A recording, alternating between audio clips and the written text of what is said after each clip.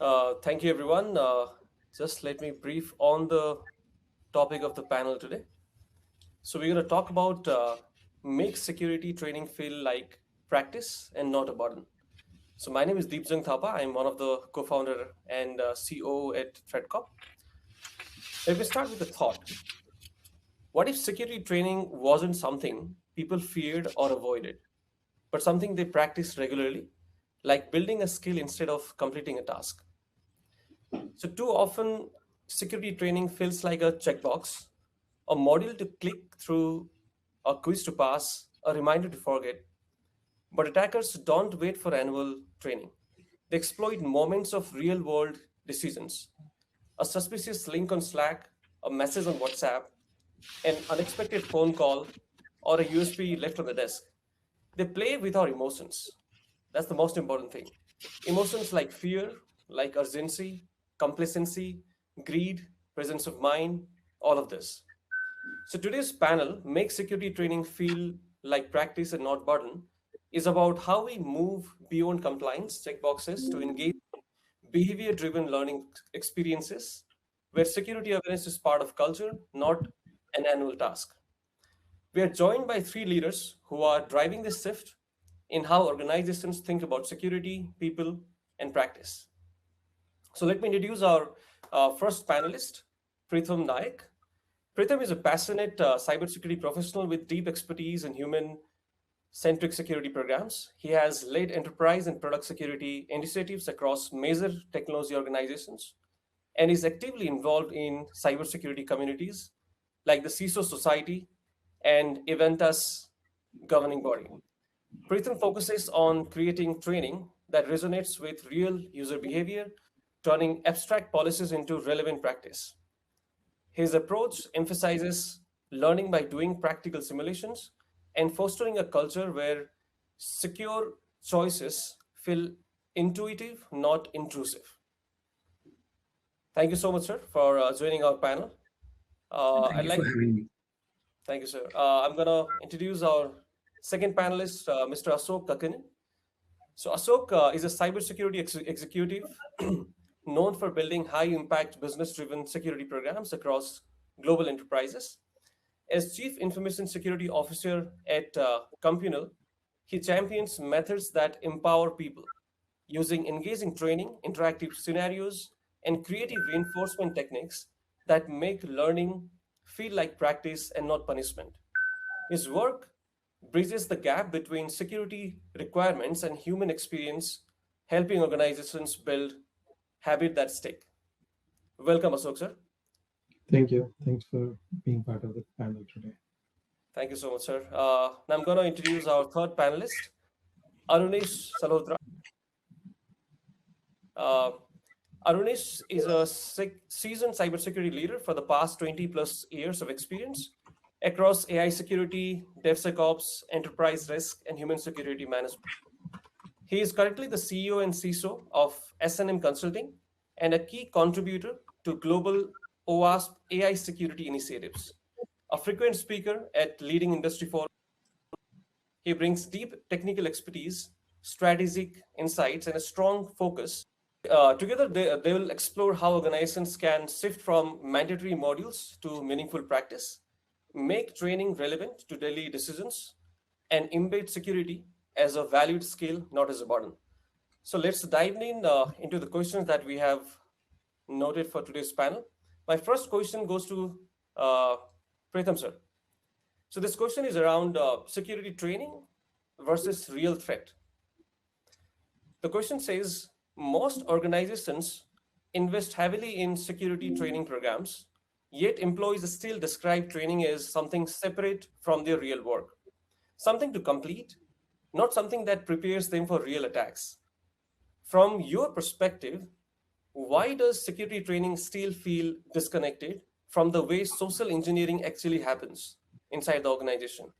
And what would need to change for training to start feeling like realistic practice Sure. rather Thank than you, an Deep. Thank you for the administrative burden? question. I think the truth is we are looking at training from a compliance checkbox, right? That's the main goal, which most of the companies try to do, right?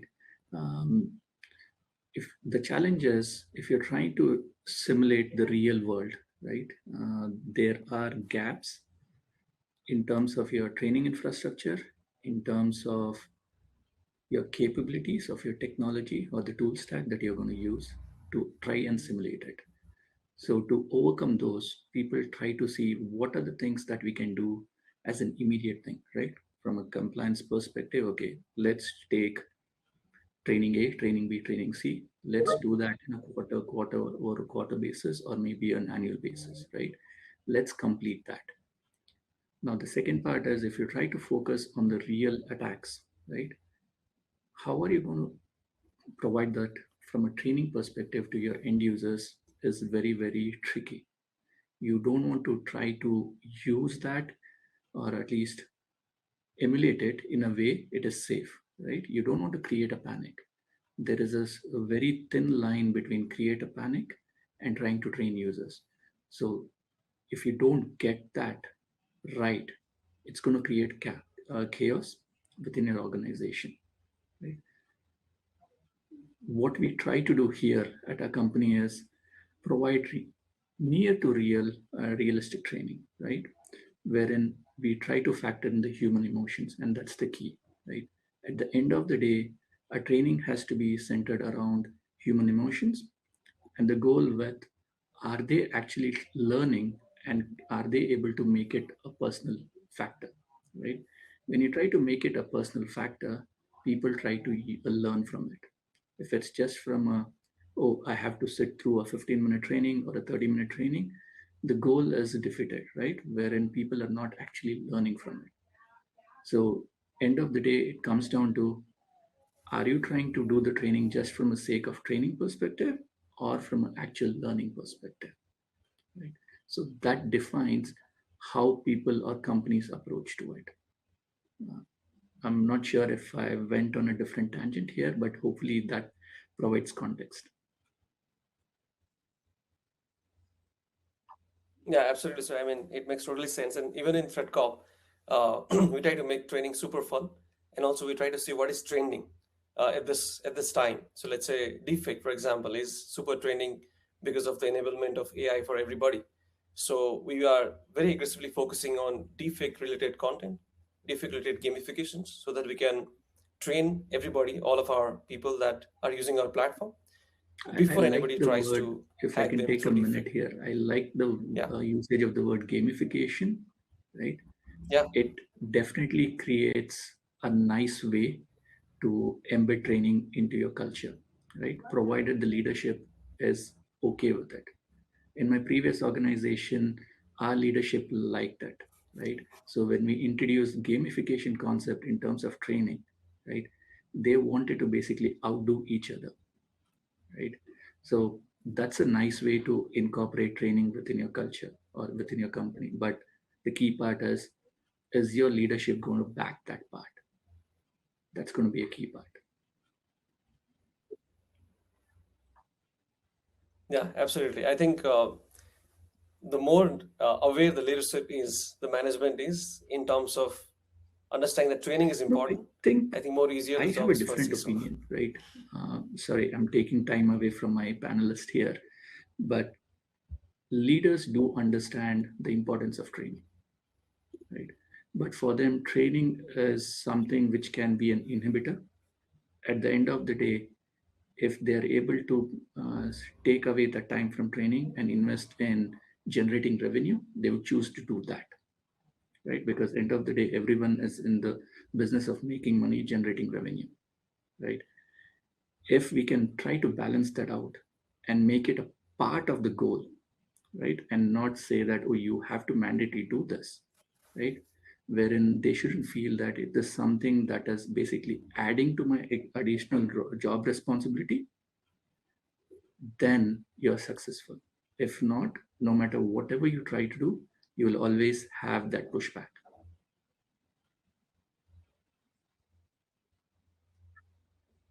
Sure, absolutely, sir. Agree to you, all of your thoughts. Yeah, Arnish, sir, you're in mute. You know, add something. Maybe you Yeah, can try so maybe rejoining while if he you're not able to unmute rejoins, it. right? Few things which I normally have is that, right, we don't want to have like a 30 minutes or a 1 hour training program, right? So it has to be a quick 1 or 2 minutes, and then make that available through multiple platforms, right? Example, if somebody is on Slack, they must be able to click on that one specifically designated for a team. So primarily make it available at a well tailored for different units, so that, right, so they can just click there and then go check for that 1 minute video and get some information about it. And then the other one is have a mechanism to have people build their own training program. Let's say identify maybe an ambassador in a team and work with them to build that training program.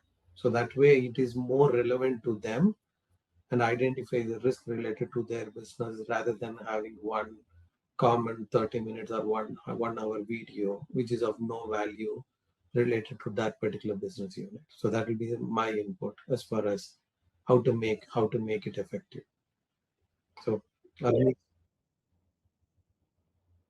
Absolutely agree, sir. Okay, he's still trying to, I think, rejoin. Absolutely agree to your point. If you can hear me, I think because of all of this internet reels and all, our attention span also has reduced a lot. So nobody can go and sit for 30 minute, 30-minute course. again, Yeah, later it's more interesting. Okay, can you hear me okay? Yeah, Ernest, so now you're yes. you're I'm unmuted. so Yeah, sorry. I thought we live in a world yeah, of we can hear AI you and very everything very is clear. automated, but we can't do like a simple things on this one, right? So apologies for this. So again, I love what Preetham actually mentioned at the very beginning itself, right? Uh, I think I actually work with a bunch of different organizations, and one of the things, a common theme that I've seen is training and every sort of attestation. It seems as a chore itself. I mean, like think of like employees being as kids, right? Like the kids want to be excited of doing stuff, right? The same thing, if you don't make it interesting, it becomes like a chore, and it's more of something that you have to do. Uh, it's not by choice but because of necessity, right? So I think all these things that we talk about, gamification and stuff, is very important. And the other thing which I'm glad like companies like Threatcop are addressing that particular aspect is make the training more contextual, right? It's not like the same blanket fishing for everyone, right? You have to take like the persona for an employee. For example, somebody's in finance, that needs to have a different kind of a training, a different phishing attack, right? Compared to if you're on the tech side. So if you kind of do it the old mundane way, I mean, like, you'll not get that kind of an excitement within the organization.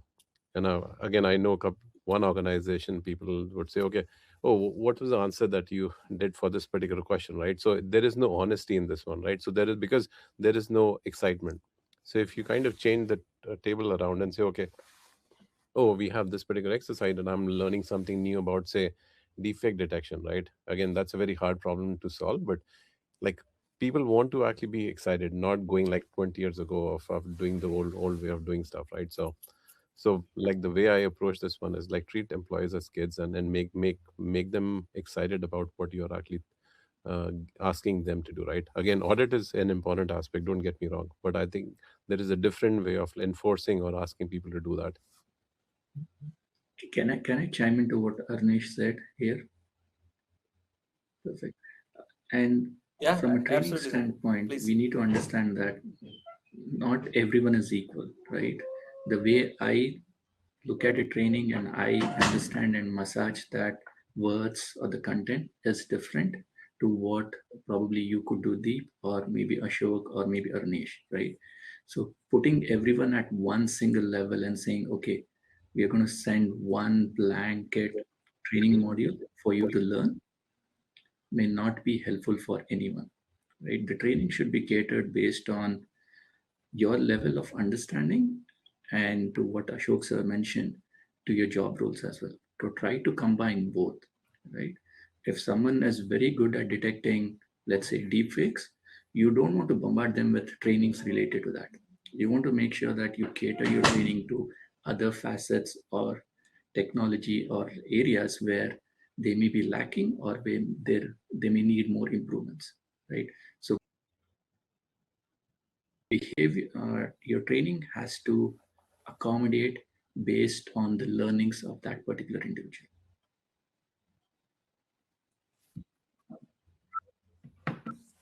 Yeah, absolutely, sir. I've got one more. Next question is related to what we have been talking about right now. But the I think most important thing is we've got only 13 minutes.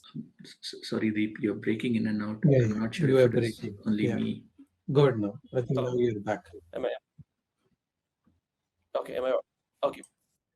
Yeah, sure. Thank you. Mhm. So my next question is to Ashok sir. This question is around AI-driven personalized security training. So we were talking about in large enterprises, the same training modules and let's say simulations are often delivered to thousands of employees, even though their roles, responsibilities, exposure, decision contexts are completely different. So how do we use AI today to deliver a personalized security training, which is more enjoyable, which is more which Right. is So around the I think pattern and behavior of primarily the exact one person. is that, right, when these training platform must definitely have integration with the HR data source, right? Because most of the time that may not be there. Right? Those role based or tag based videos, right?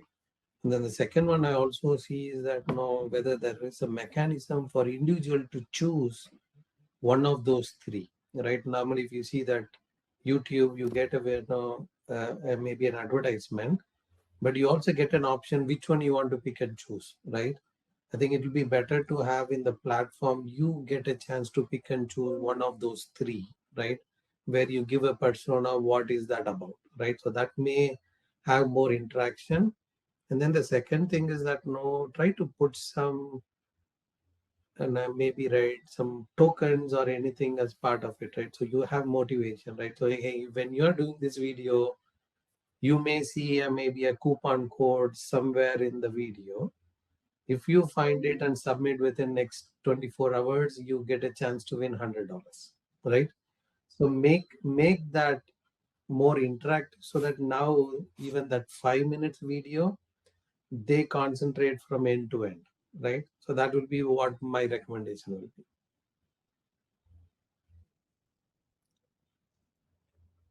Thank you so much, sir. I'm going to take that and I'm going to give this feedback to our product team for sure.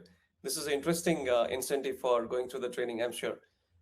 We definitely do a lot of leaderboard motivation kind of activities to basically spread who are the top security awareness aware people in the organization so that there are more people trying to be in that leaderboard. In Threatcop, we do that a lot. Yeah. So my next question uh, goes to Aruneesh sir. This is more regarding the gamification, right? So we talked about fun, we talked about child, we talked about making things more training people like we train our children, right? So let's say if you have to talk about security awareness and try to gamify it, right? Obviously, games, how exactly everyone sees can be a very different point of view. But let's say if you had to gamify the whole security awareness training, uh, maybe through AI, maybe through just comp-based games, maybe through Unity-based games, right? What would be your point of view when we think about Yeah, one thing that gamifying I the would whole say, training I mean, like scenario we all for talk our about AI employees? is the new next thing, right? I think even without AI, you can actually put like a context and make sure like whatever training that you're doing, whether it's for through gamification or some other mechanism, you can still do it based on the persona. So it's a combination of like what Ashok was saying, like trying to connect the HR databases and stuff, right? And also like kind of integrating the UBA on top of the training itself. So if you mesh all these things together, right, based on the persona itself, what kind of signals you are getting, if a person individual has a repeat history of getting compromised or has some signals, right, you can actually do gamification which is more personalized itself, right?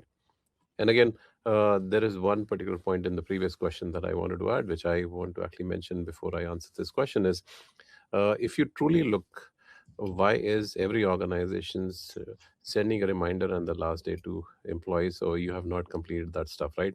And that stat is close to maybe 50 to maybe 60% of the employees are definitely late in the game, right? So you actually have to find how do you actually turn the table around, right? Like what Ashok was mentioning about like giving some incentive.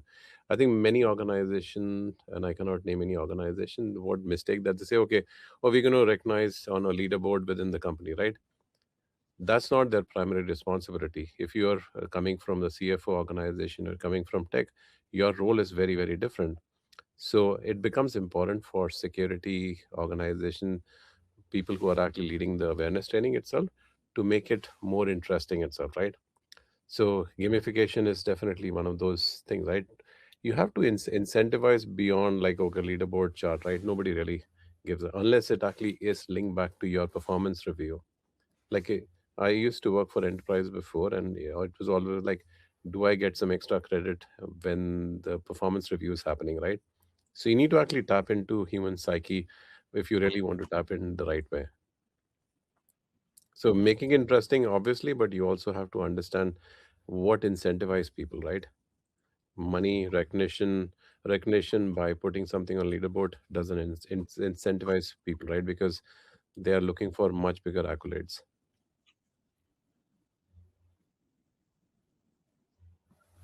Yeah, absolutely. Absolutely makes sense, sir. We've And got we a only couple of have questions two from minutes our remaining, just as a reminder. audience as well. I'm gonna 2 minutes remaining. Okay, I think Sure, Raman, you can I'm just just going to quickly pick pick up the one of question them. from the audience. So, as Uh, attackers increasingly leverage AI yeah, to craft highly sophisticated and personalized social engineering attacks, how should organizations rethink cybersecurity awareness? And should we be also using AI ourselves to deliver targeted department wise or role based training experiences? What's your perspective on moving beyond basic definition and prevention tips towards more adaptive, intelligent awareness programs?